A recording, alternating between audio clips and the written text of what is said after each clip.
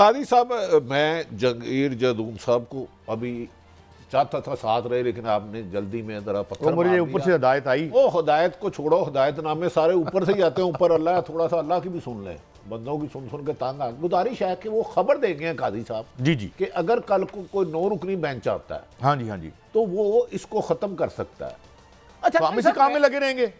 अच्छा कहीं साहब मुझे एक बात बताएं, आप एक मुल्क के किसी भी अहम ओहदे पर हैं, चीफ सेक्रेटरी हैं, कोई सेक्रेटरी हैं, तो एक आपके पास होता है, केस आता है कि सिर्फ दो बंदों के मुल्क में केस है जिससे उन्हें डैमेज हुआ, और एक हजारों बंदों के कागजात छीने जा रहे हैं, उन्हें दाखिल किया जा रहा है। आप प्रायोरिटी किसको देंगे? मेरे तो ख्याल में प्रायोरिटी जो है, इसको अगर मैं आइन की आर्टिकल 3 का मैं मदद ले लूँ आपके सवाल के जवाब के लिए, तो आइन ये कहता है जी आर्टिकल 3 में कि किसी इंसान के साथ कोई भी जो क्या कहते हैं खसूसी सलूक नहीं करना। ये आइन में हमें बार्ड है, आर्टिकल 3, इसे अंग्रेजी में क्या कहते हैं। तो अब इस आइन की मैं शरह को इसको देखूं तो फिर तो उनके साथ वो हो रही है, यानी नाइंसाफी। आइन के आर्टिकल 3 के मैं आइन भी डिस्क्रिमिनेशन, सॉरी डिस्क्रिमिनेशन। गुजारिश है कि एक जुल्म आज मेरे सामने हो रहा है, मैं उसको नहीं रोक रहा, जो माजी में हुआ है उसको मुझे करना चाहिए कानून में इंक्वायरी, लेकिन जो आज हो रहा है उससे प्रायोरिटी नहीं होनी चाहिए कि बेगुनाह मजीद लोग निशाना ना बने, कोई इंतकाम का, कोई बुग़्ज़ का, कोई मुखालफत का। मतलब वो हजारों की तादाद है, एक तरफ 2 आदमी है, एक तरफ हजारों है, तो आप कहते हैं कि जुल्म हो, फिर बाद में 6 साल बंद करेंगे। आप जो मुझसे सवाल कर रहे हैं, हम यही सवाल लेके जुबैरी साहब की तरफ चलते हैं। अब जुबैरी साहब साबिक सदर बार supreme court, Hazur thank you very much, आप तशरीफ़ लाए। अब ये एक चल रहा है सिलसिला, पहले एक जजमेंट आई, अब लगता है शायद ओवरटर्न हो जाए। जिस तरीके से जजमेंट्स पीछे एक तसलसल के साथ आ रही हैं, और अगर उनके साथ बेइंसाफ़ी हुई है तो यकीनन ये कोर्ट उसके साथ इंसाफ भी करेगी। मगर अभी भट्टी साहब एक सवाल कर रहे थे, और वही सवाल मैं आपकी तरफ लेके जाता हूँ कि एक तरफ बहुत से लोगों के कागजात वगैरह नहीं लिए जा रहे, उनको इलेक्शन में जो है रुकावटें जो है निगरान हुकूमत के ज़ेर साया हो रही हैं, मगर उन पर कोई यानी कानूनी कार्रवाई नहीं हो रही। जबकि 2 जो बड़े हैं हमारे, एक जनाब तरीन साहब और दूसरे नवाज शरीफ साहब, तो क्या ये आर्टिकल जो 3 है डिस्क्रिमिनेशन जिसके तहत हम नहीं कर सकते, उसके ज़िम्मे में आता है या नहीं आता? मैं सिर्फ रहनुमाई के लिए पूछ रहा हूँ जनाब जुबैरी साहब। बिस्मिल्लाहिर्रहमानिर्रहीम। देखिए, आप ऐसी बात मुझसे क्यों कहलवाना चाहते हैं काजी साहब, क्योंकि हमारे मुल्क में अशराफिया के लिए कानून दूसरा है और बेचारे जो आम आदमी है उसके लिए दूसरा है। तो ये तो आप खुद, डिस्क्रिमिनेशन का आर्टिकल है वो 25 है कॉन्स्टिट्यूशन का, 25। और आर्टिकल 3 कुछ और है जी। आर्टिकल 3 और है, आर्टिकल 25 है कि फंडामेंटल राइट्स में आता है, तो article 25 is that it can not be on discrimination वाला वर्ड उसमें यूज हुआ है। Thanks for correcting me sir. जी। तो मैं आपसे ये बात कर रहा हूँ कि देखिए, बिल्कुल इस वक्त ये केस चल रहा है। अब आफ्टर ऑल ये इशू उठा दिया गया है और ये बड़ी हेयरिंग हो रही है, आप देख रहे हैं। तो लेकिन मैं समझता हूं कि इनको जो पिछले केसेस हैं उनको ओवर रूल करना पड़ेगा सर, और कहना होगा कि वो गलत फैसला हुआ था, और डेक्लेरेशन जो उनका फैसला था कि जब तक डेक्लेरेशन किसी के आदमी के खिलाफ रहता है तो वो गलत था। और जो क्योंकि ज़ैली कानून से आइन में तरमीम हो सकती है, ज़ैली कानून से बेसिकली आइन में एक तरमीम हो गई है, अब ज़ैली कानून प्रिवेल करेगा, और ज़ैली कानून में 62(1)(f) में 5 साल की मुद्दत रख दी है, तो इसलिए अब वो जो आदमी है वो 5 साल तक नाअहल होगा अगर कोई डिक्लेरेशन ऑफ द कोर्ट आ जाता है। जुबैर साहब थोड़ी सी रहनुमाई फरमाएं। अब ये आपके सड़क के बाहर कोई किसी को मार पीट रहा है, छीन रहा है, किसी को मारना चाह रहा है, अगवा कर रहा है, और एक 5 साल पुराना वाकया है, आप पहले किसको हल करना चाहेंगे? जी, मैं तो चाहूँगा कि जो आजी का मामला है, जो लाइव इशू है, उसको हल करना चाहूँगा मैं। जी बिल्कुल। अब बिल्कुल जो आजकल के मसले हैं उनको हल हो जाए। जिस मुल्क में जो इस वक्त ह्यूमन राइट्स और इस तरह की वायलेशंस हो रहे हैं, इलेक्शंस के ऊपर जो हम चीज़ें देख रहे हैं, एक जमात को बिल्कुल दीवार से लगा दिया गया है कि क्योंकि वो 9 मई के वाक़यात में कहते हैं मुलव्विस थे, तो और उनके जो चीज़ें हम देखने को मिल रही हैं हमने कभी नहीं देखी हैं ऐसी चीज़। आई थिंक ये इशू बहुत इंपॉर्टेंट है कि इलेक्शन फेयर होना चाहिए हमारे यहाँ। फेयरनेस इस पे फैसले होने चाहिए कि क्या इलेक्शन हमारा साफ शफाफ हो रहा है या नहीं हो रहा।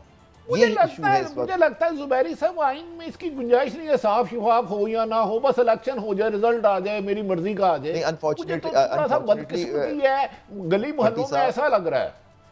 भट्टी साहब अनफॉर्चुनेटली आइन के अंदर लिखा हुआ है कि ये इलेक्शन कमीशन की जिम्मेदारी के साफ शफाफ इलेक्शन कराइए। आइन का एक आर्टिकल आइन में लिखा है। आइन में लिखा हुआ है। मैं सारा दिन आइन की बात सुनता हूँ लेकिन आइन की वायलेशन होती हुई देखता जाता हूँ, ये क्या मजाक है। अच्छा ये फरमाइएगा भट्टी साहब, मैंने और आपने बड़े प्रोग्राम किए, जब आइन की वायलेशन होती मैं सुप्रीम कोर्ट बार इशू उठाती तो हम पे भी हमले होते थे उस जमाने। आपको याद है कि इलेक्शन 90 दिन में करा दो वो नहीं, अब देखें वो इस ना, मुल्क में नहीं होता। आप क्या आइन की बात कर रहे हैं सर? तो नहायत अदब एहतराम से ज़ुबैरी साहब, अगर पंजाब और केपी में साल हो जाए, वफाक में 6 महीने हो जाए, तो आइन की बात करनी नहीं चाहिए हमें फिर निगरान। और ये अब ये अदालतें मुनासिब नहीं है लफ्ज़ आइन का करना। ये देखें सुप्रीम कोर्ट को ये चीजें देखनी चाहिए थी कि नवंबर से आगे इलेक्शन क्यों किया, ये 90 दिन से वहां क्यों चला गया। ठीक है, आप उस वक्त आपके इख्तलाफी व्यू था और इशूज थे, लेकिन अब तो वो लोग वो नहीं है। तो अब आपको, मैं समझता हूँ कि बिल्कुल कोर्ट को देखना चाहिए था कि ये जो आइन तोड़ा गया इसको स्कॉट फ्री चले जाएंगे वो लोग सर। मतलब क्या डेमोक्रेसी हमारी यहाँ 1 साल 2 प्रोविंसेस ड्यूली इलेक्टेड रिप्रेजेंटेटिव से अभी तक 1 साल से वो महरूम है। तो कहाँ गया हमारा आइन? आज 7 रुकनी बेंच है, 2 साल बाद एक नया बेंच आता है 9 रुकनी, और वो कहते हैं ताहयात नाहली ठीक है, तो फिर उसका क्या असरात होंगे? उसके ये होंगे कि वो हो सकता है इस सारे इंटरप्रिटेशन को सेट असाइड कर दे। तो वो जो अब समीउल्लाह बलोच के साथ होगा या होने वाला है या होगा, प्रिज्यूमेबली कि वो अगर कह दें कि जी ये गलत फैसला हुआ था, बाद में कोर्ट आके उसको ओवररूल कर सकती है दूसरी कोर्ट। अगर उस वक्त वजीर आजम नवाज शरीफ है, इन केस जैसे बादिउल नजर में नजर आ रहा है, वोटर से तो नहीं लेकिन सपोर्टर से नजर आ रहा है। सपोर्टर आप समझ रहे हैं ज़ुबैरी साहब, आप माशाल्लाह टाई बड़ी आपकी खूबसूरत है, सपोर्टर बड़ी अहम है पाकिस्तान में। तो फिर क्या पोजीशन होगी अगर वो प्राइम मिनिस्टर होते हैं तो सुप्रीम कोर्ट के 9 रुकनी बेंच के कोई ऐसा ऑर्डर आ जाता है? फिर तो मुश्किल पड़ जाएगी सर तो मुश्किल पड़ जाएगी, लेकिन मैं समझता होगा नहीं ऐसा, क्योंकि सपोर्टर्स के होते हुए ये जरा मुश्किल है सर। अच्छा मैं तो गुजारिश बताऊं, सपोर्टर में मैं एक शख्स को 3 सितंबर 99 में मिला, तो वो कह रहे थे 5-6 अभी इलेक्शन मेरे हैं, तो 1 महीना 9 दिन बाद चले गए। फिर एक शख्सियत को मैं मुल्क की ताकतवर 2006 में मिला, उन्होंने कहा फलां पार्टी सिक्योरिटी रिस्क है तो फलां मेरे होते नहीं आएगा। ये चेंज होते हुए देर नहीं लगती। कादी साहब आप कोई अच्छा सा सवाल करें आबद ज़ुबैरी साहब की पर्सनालिटी के लिए। हुजूर मैं तो अब देखें ना, सवाल भी बड़े छलनी में से गुजारने पड़ते हैं हुजूर, एकदम से हम सवाल भी नहीं पूछ सकते। मैं एक तरह और पहलू पे आपकी निशानदेही, कुछ खबरें नहीं पूछिएगा सर, आप जानते हो क्या रिमार्क्स हुए थे, जोजा से पूछ लीजिएगा सर। अच्छा ठीक है, वो इत्तेफाक से मैं अभी तक गैर शादीशुदा अच्छा ओके, फिर आपके लिए तो बिल्कुल ही मुश्किल है सर। अच्छा मैं तो बोल ही नहीं सकता ना, मेरा तो। अच्छा ये बताएं कि कहा ये जा रहा है, गर्दिशें कर रही हैं खबरें गर्दिश कर रही हैं कि बल्ले बल्ले अगर बल्ला नहीं मिलता और कोई और पार्टी जो है, वो ये कहा जा रहा है कि कुछ 2-3 पार्टियां नज़र में हैं पीटीआई की, तो वो उनके निशान पे शायद इलेक्शन लड़ने की कोई बात, तो क्या इस तरह की कोई कानूनी गुंजाइश मौजूद है? देखिए कल मैं एक प्रोग्राम में था, एक पार्टी थी, मैं उसका नाम भूल रहा हूँ, वो साहब आए थे, उन्होंने कहा जी हमने दिसंबर में एप्लीकेशन दी हुई है बल्ले के निशान के लिए और मेरा केस फिक्स्ड है हियरिंग के लिए, तो पता नहीं उनको मिल जाएगा शायद बल्ले का निशान। मैं नाम भूल रहा हूँ उस पार्टी का, कह रहे हमारे 7-8 हज़ार मेंबरान भी हैं सर। अच्छा ज़ुबैरी साहब, फिर मुझे आपकी रहनुमाई की जरूरत पड़ गई। हम एक बंदे को आज से 8-6 साल पहले या 5 साल पहले नाअहल किया गया, वो यकीनन हमें सुनना चाहिए, अदालतों से ही रिलीफ मिलना है, सुप्रीम कोर्ट तो अल्लाह के बाद ऊपर ही है। तो बल्ले का निशान मौजूदा 2000 कैंडिडेटों के मुस्तकबिल एक सियासी जमात का, क्या उसकी भी रोजाना सुप्रीम कोर्ट में हेयरिंग हो सकती है? Do you think? मैं क्या इस पे जवाब दूं, मैं वहाँ बैठा हुआ तो नहीं हूँ, लेकिन मुझे देखिए उनका नंबर तो लग गया, पता नहीं उनका केस कब टेकअप होता है, कल होता है, मंडे को होता है, मुझे नहीं मालूम। लेकिन जो इशू आ रहा है उनका ये हो सकता है सुप्रीम कोर्ट मुड़ के कहे कि जी हाई कोर्ट से पहले फैसला करा के आए। पहले आपको पता है ये इस बेंच में ज़्यादातर जजेस वो थे जिनका एक व्यू था कि हाई कोर्ट के फैसले के बगैर सुप्रीम कोर्ट में आप नहीं आ सकते, और यहाँ भी एक इंटरिम ऑर्डर है, इंटरिम ऑर्डर के खिलाफ आए हैं। अभी आपको दिखाना होगा इंटरिम ऑर्डर में क्या चीज़ गलत है, गैर आइनी, गैर कानूनी है, फिर ही कोर्ट एंटरटेन करती है अबूरी हुक्म के खिलाफ कोई पटिशन सुप्रीम कोर्ट में, ये रूल है। लेकिन अब देखिए जब उन्होंने अभी सुप्रीम कोर्ट ने इलेक्शन कमीशन की petitions against interim orders Lahore के और पेशावर के की, तो हो सकता है इनकी भी कर लें सर। और लेकिन देखिए इसमें हो सकता है मुड़ के कहें उनसे कि जी हम आप अपने वहाँ से केस का फैसला करा के आएँ। या यहाँ अगर सुन लें, अगर हतमी फैसला आ जाए, फिर आपको पता है आगे अपील ही नहीं होती, इससे तो रिव्यू ही हो सकता है। अच्छा, ये ज़ुबैरी साहब ये फरमाएं कि ये जो एक तो ये बात होगी ना कि लाहौर हाई कोर्ट ने तो बल्ले की अपील जो है वो खारिज कर दी है, तो आप वो सुप्रीम कोर्ट में तो जा सकते हैं, क्योंकि एक फोरम तो उन्होंने एग्जॉस्ट कर लिया है। वहाँ हतमी फैसला आ गया, इंटरिम आया है सर, मुझे नहीं मालूम।